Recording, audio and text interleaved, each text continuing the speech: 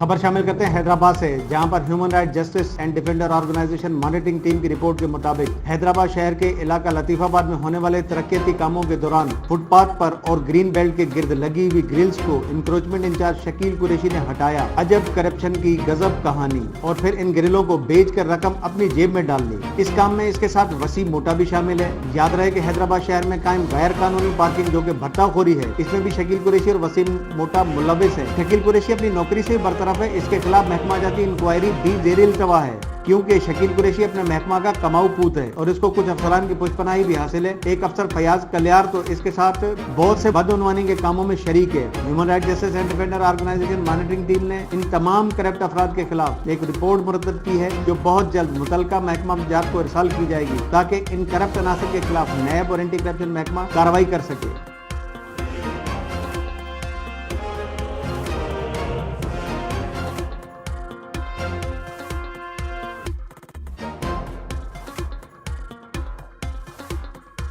मजीद खबरों और अपडेट्स के लिए देखते रहिए हमारा YouTube चैनल HRJDO न्यूज।